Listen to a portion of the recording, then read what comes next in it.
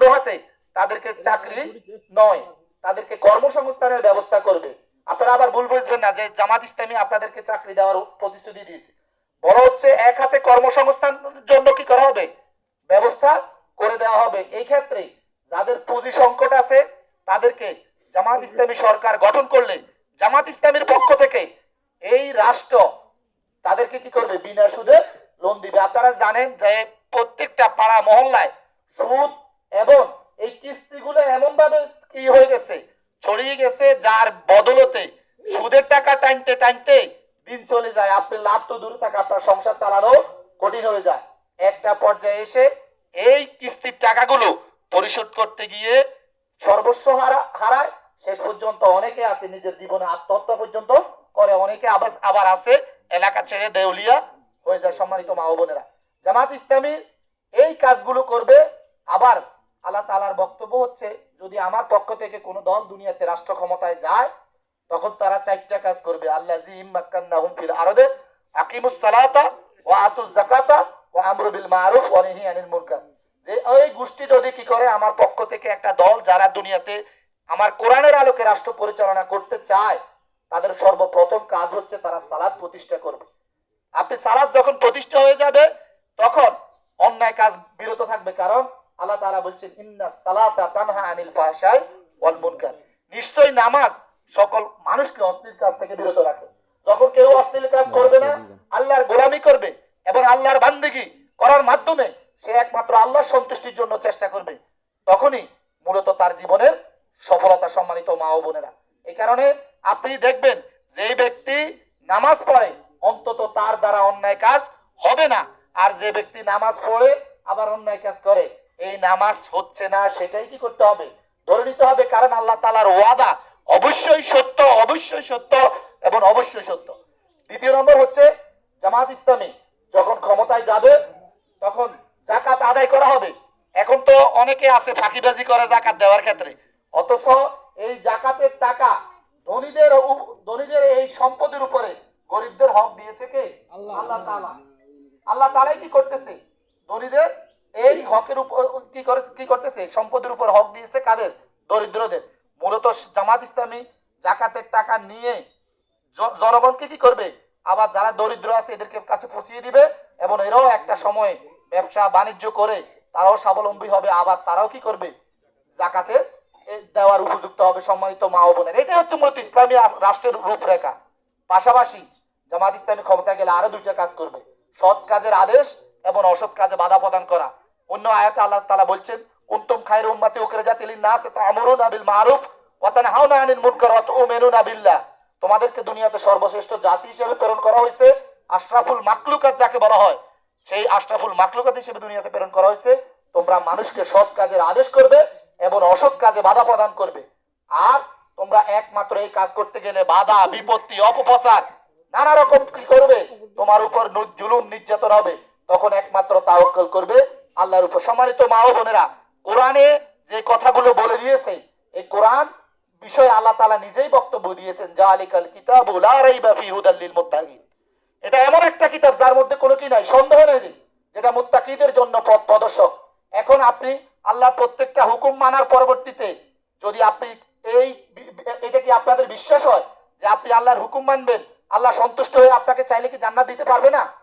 এখন তো জামাত ইসলামের বিষয়ে অনেকের অপপ্রচার আছে, জামাত ইসলামী নাকি জান্নাতের টিকিট বিক্রি করে। দুনিয়ার কোন মানুষ জান্নাত দেওয়ার মতো এখতিয়ার নাই।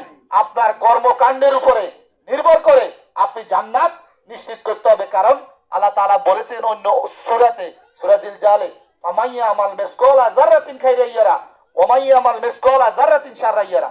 দুনিয়াতে তুমি বিন্দু পরিমাণ ভালো কাজ করো, এর জন্য প্রতিদান পাবে। বিন্দু পরিমাণ খারাপ কাজ করো, এর জন্য তুমি কি পাবে, প্রতিদান পাবে।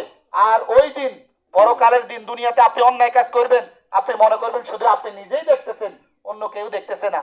ওই দিন আল্লাহ তাআলা আপনার সামনে আপনার প্রত্যেকটা আমলনামা কি করবে, তুলে ধরবে অডিও এবং ভিডিও সহকারে, ও আর আপনাকে দেখাইবে আর বলবে, ইকরা কিতাবাকা কাফা বিনাফসিকাল ইয়াউমা আলাইকা হাসিবা।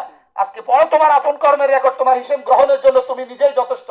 তুমি 200, 100, 50, 20 টাকার বিনিময়ে চোর, ডাকাত, সন্ত্রাস যারা কি করতেছে, দুর্নীতি করতেছে, এই ধরনের লোকদের থেকে টাকা খেয়ে আপনি 5 বছর তাদের কাছে বিলিয়ে দিচ্ছেন আর মনে করতেছেন যে ক্যান্ডা গাছ রোপণ করার পরবর্তীতে আঙ্গুর ফল পাবেন।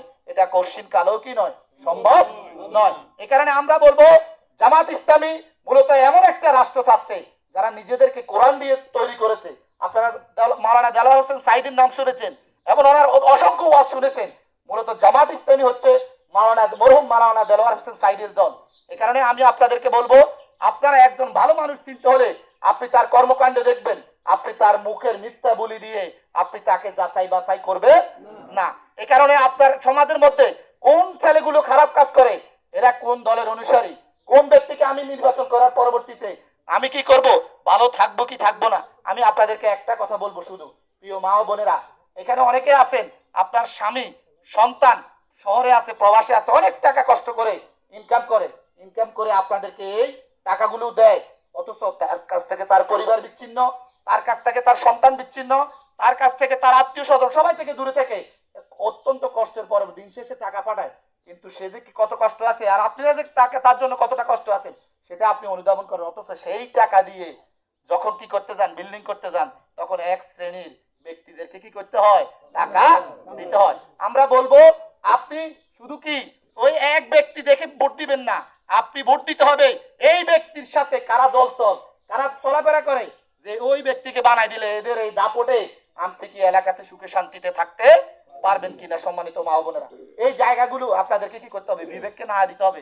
প্রিয় মা বোনেরা, টাকা দিয়ে আপনি হয়তোবা কি 2-1 দিন চলতে পারেন, 5 দিন চলতে পারেন, কিন্তু আপনার বাকি 5টা বছর আপনাকে শান্তিতে থাকার জন্য আপনাকে অবশ্যই বিবেকের সাথে কি করতে হবে, লড়াই করতে হবে এবং বিবেকের সাথে বিবেচনা করে আপনাকে আপনার সঠিক সিদ্ধান্ত পৌঁছাইতে হবে। সম্মানিত মা বোনেরা, এর পরবর্তীতে আপনাদেরকে আমি বলবো যে আপনারা পরিষদে যান, এর পরবর্তীতে হচ্ছে যেখানেই যান দুর্নীতিটা কেমন ভাবে তৈরি হয়ে রয়েছে, যে মনে হয় একটা আইডি কার্ড, এর পরবর্তীতে হচ্ছে একটা জন্ম নিবন্ধন কার্ড, যেই কার্ডগুলো আপনারা পরিশোধ করতে যান এইগুলোতে আপনাদেরকে নানা রকমের হয়রানি করে অনেক টাকা নিয়ে যাচ্ছে, অথচ সরকারি ভাবে এই খরচগুলো কি করা হয়, তাদেরকে দেওয়া হয়।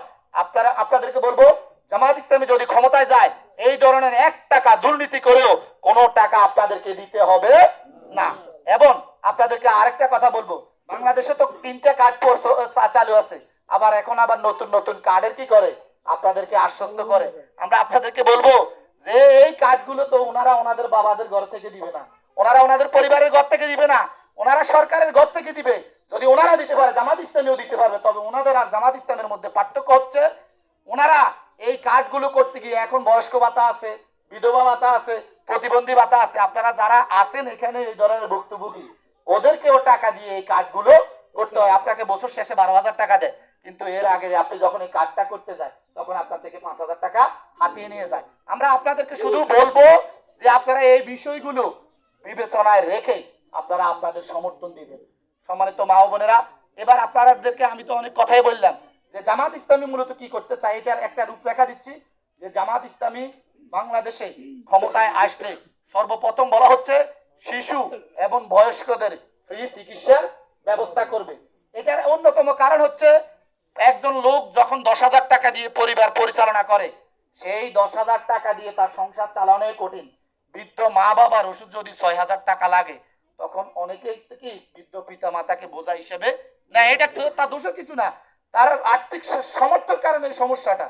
কিন্তু জামাত ইসলামের বক্তব্য হচ্ছে যদি এই ধরনের পরিবারগুলোকে কি করতে পারে, চিকিৎসা বাবদ সাপোর্ট দিতে পারে, তাহলে কি পরিবারের বৃদ্ধরা কোনোভাবে কি হবে না, অবহেলিত হবে না এবং সন্তানদের উপরে এহসান হবে। পাশাপাশি আজকের শিশু আগামী দিনের ভবিষ্যৎ, আগামী দিনের রাষ্ট্র গঠন করবে আজকের শিশুরা। এই কারণে শিশুদেরকে যাতে করে সুস্থ, স্বাভাবিক এবং মানসিক বিকাশ করতে পারে, মূলত তাদের এই চিকিৎসার দায়িত্ব নিয়েছে। এবার আপনাদের বক্তব্য থাকতে পারে যে যুবকদের জন্য কি করবে। আমরা আগেই বলেছি যুবকদেরকে প্রশিক্ষণ দিবে এবং তাদেরকে কি করবে, বেকার যুবকদের প্রশিক্ষণ দিবে, পাশাপাশি তাদেরকে কর্মসংস্থানের ব্যবস্থা করে দিবে। সম্মানিত মা ও বোনেরা, এবার আপনারা বলবেন যে আমাদের লাভ কি। আমরা আপনাদেরকে বলবো প্রিয় মা ও বোনেরা, আপনাদের সবচেয়ে গুরুত্বপূর্ণ হচ্ছে নিরাপদ থাকা এবং নিরাপত্তার সহিত আপনারা কি করা, সমাজে বসবাস করা। অথচ তারা জামাত ইসলামীকে নারীদের কাছে এমন ভাবে উপস্থাপন করেছে যে মনে হয় জামাত ইসলামের মতো হিংস্র প্রাণী বাংলাদেশে আর নাই। তারা অপপ্রচার করে জামাত ইসলামী ক্ষমতা আসলে আপনাদেরকে ঘর থেকেও বের হইতে দিবে না, এরকম অপপ্রচার আছে কি আছে? নাই, আছে। আমরা বলবো যে ইসলামই একমাত্র ধর্ম এবং ইসলামই একমাত্র বিশ্বাস আমরা স্থাপন করি, যে ইসলাম ছাড়া নারীদের মর্যাদা এবং নিরাপত্তা আর অন্য কেউ দিতে পারে নাই। এই কারণে জামাত ইসলামী ক্ষমতা আসলে আপনাদেরকে সর্বোচ্চ নিরাপত্তা দিবে, যেটার আপনারা রূপরেখা যদি দেখেন, আপনারা যারা সচেতন আছেন আপনারা দেখবেন ঢাকা বিশ্ববিদ্যালয়, চট্টগ্রাম বিশ্ববিদ্যালয়, রাজশাহী বিশ্ববিদ্যালয় থেকে শুরু করে প্রত্যেকটা বিশ্ববিদ্যালয় নারীরা উপরে পড়ে ছাত্র শিবিরে জামাত ইসলামের অঙ্গ সংগঠন ছাত্র শিবিরকে কি করা হয়েছে? বিজয় দিয়েছে।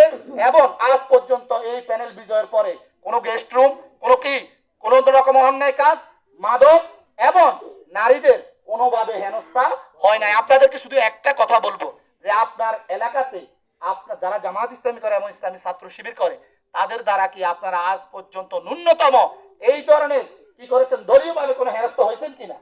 নাই। আমরা বলবো জামাত ইসলামী সর্বোচ্চ আপনাদের নিরাপত্তা দিবে।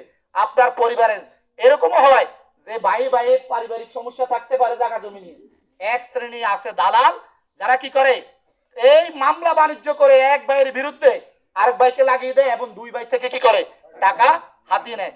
জামাত ইসলামী এরকম যদি কোনো কর্মী রামনাথপুর ইউনিয়নে এমন কোন প্রত্যন্ত অঞ্চলে ন্যূনতম যদি এক পয়সা এই ধরনের কোন অন্যায় কাজে সম্পৃক্ত হয়, আমরা তার বিরুদ্ধে জামাত ইসলামী সর্বোচ্চ শাস্তির ব্যবস্থা করবো ইনশাআল্লাহ।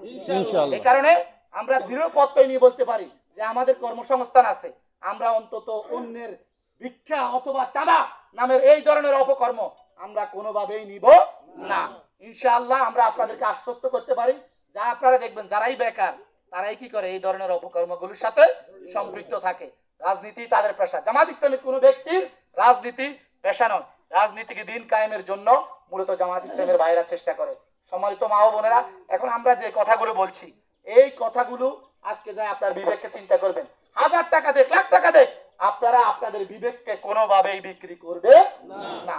এই কারণে আমরা আপনাদের আজকে এই প্রোগ্রামে এসেছেন, আমরা বলবো অধ্যক্ষ মাওলানা সাইফুল্লাহ যদি রাষ্ট্র ক্ষমতায় যায়, অধ্যক্ষ মাওলানা সাইফুল্লাহ যদি সংসদে যায়, ইনশাআল্লাহ চাঁদাবাজি, দুর্নীতি, সুদ, ঘুষ এবং নারীদের সর্বোচ্চ মর্যাদা ওইগুলো বন্ধ করে দিয়ে নারীদের সর্বোচ্চ মর্যাদা এবং বেকার যুবকদের কর্মসংস্থান গঠনের মাধ্যমে আগামীর বাংলাদেশকে একটা ফ্যাসিবাদ মুক্ত এবং ন্যায় ইনসাফ ভিত্তিক বাংলাদেশ গঠন করতে নারীদের ভূমিকা ইসলামে আগেও ছিল, এখনো আছে, ভবিষ্যতেও থাকবে ইনশাআল্লাহ। এই কারণে আপনারা যোগ্য দেখে পক্ষ নেবেন। পাশাপাশি সাইফুল্লাহ ভাইয়ের মার্কা হচ্ছে দাঁড়িপাল্লা। সর্বশেষ একটা পয়েন্ট বলে আমার কথা শেষ করবো। সম্মানিত মাও বলে না, আপনারা জানেন বাংলাদেশ এই দীর্ঘ এই ফ্যাসিবাদ মুক্ত হয়েছে একটাই লক্ষ্য, যে কারো উপরে ইনসাফ প্রতিষ্ঠা হয় নাই এবং ভারতীয় আগ্রাসন কি ছিল আমাদের উপরে ঝেঁকে বসেছে। এই কারণে দুইটা ভোট দিতে হবে, একটা হচ্ছে দাঁড়িপাল্লার ভোট আর একটা হচ্ছে হ্যাঁ ভোট। অনেকে আসবো যে এইটা একটা অপপ্রচার, বিসমিল্লাহ উঠাই দিব হ্যাঁ ভোট দিলে। সম্মানিত মা ও বোনেরা, যারা নামাজ পড়ে না, যারা কি করে না, ইবাদত আল্লাহর কোনো গোলামি করে না, এদের বিসমিল্লাহর বক্তব্য, আর যারা পুরো রাষ্ট্র ক্ষমতায় কোরআনকে নিতে চায়, যেখানে কোরআনের ভিতরে কি বিসমিল্লাহ আছে না নাই? আছে। তাহলে আপনারা বলবেন যে ঠিক আছে তুমি যা বলছো বলছো, তবে আমি চাই আমার অধিকার আমি নিজে কি করব বুঝে নিব। পাশাপাশি আপনাদেরকে এক ধরনের হুমকি দিবে। এই কারণে আপনারা ভারতীয় আগ্রাসন এবং বাংলাদেশে একটা ইনসাফ ভিত্তিক রাষ্ট্র সংস্কারের জন্য আপনারা হ্যাঁ ভোট দিবেন। পাশাপাশি অনেকে বলবে যে কেন্দ্র যাইও না, গ্যাঞ্জাম হইব। আপনাদেরকে আমরা বলি এবারের ভোট সর্বোচ্চ সুষ্ঠু হবে এবং কোন রকম কেউ যদি দাঙ্গা ফাসাদ করতে চায় প্রশাসন সর্বোচ্চ তাদের বিরুদ্ধে ব্যবস্থা নিবে। আপনারা আগে দেখেছেন সেনাবাহিনী গাইতেছিল, ইনশাআল্লাহ এখন কি করবে সেনাবাহিনী করতে কেন্দ্রে কেন্দ্রে অবস্থান নিবে। এমন কোন মায়ের সন্তান নাই যারা কি করবে অন্যায় কাজ করবে। এই অন্যায় কাজ আপনারাও প্রতিহত করবেন, কারণ আপনার ভোট একটা আমানত। এই আমানত রক্ষা করার জন্য আপনারা প্রত্যেকের জায়গা থেকে চেষ্টা করবেন। পাশাপাশি আপনাদের প্রতি অনুরোধ থাকবে আমাদের এই কথাগুলো আপনারা প্রত্যেক মা বোনদের কাছে বলবেন, কারণ আমরা বিশ্বাস করি যে আমাদের এই কথাগুলো আমাদের জায়গা থেকে আমরা যেভাবে আপনাদের কাছে উপস্থাপন করেছি মা বোনদেরকে একইভাবে বলবেন, যাতে করে তারাও তাদের বিবেককে পরিচালিত করে বিবেক খাটিয়ে তারা কি করতে পারে, যোগ্য প্রার্থীকে বাছাই করে দিতে পারে। সম্মানিত মা বোনেরা, আজকে প্রোগ্রামে আসার জন্য আপনাদের সবাইকে আন্তরিক মোবারকবাদ। এবং আপনারা এসে আমাদের কষ্ট করে এখানে আসেন, মা বোনরা আপনাদের অনেকে রান্না রেখে এসছেন, সন্তানদেরকে রেখে আসছেন। আপনাদের সবাইকে বাংলাদেশ জামাত ইসলামী রামনারায়ণপুর ইউনিয়নের পক্ষ থেকে আপনাদের আন্তরিক মোবারকবাদ। আমাদের মার্কা হচ্ছে দাঁড়িপাল্লা, ইনশাআল্লাহ দাঁড়িপাল্লা, এবং আগামীর রাষ্ট্র গঠন করবে 10 দলীয় জোট দাঁড়িপাল্লার নেতৃত্বে। আপনাদের সকলের সুস্বাস্থ্য কামনা করে আমি আমার কথা শেষ করলাম। ওমা আলাইনা ইল্লাল বারাক। আসসালামু আলাইকুম।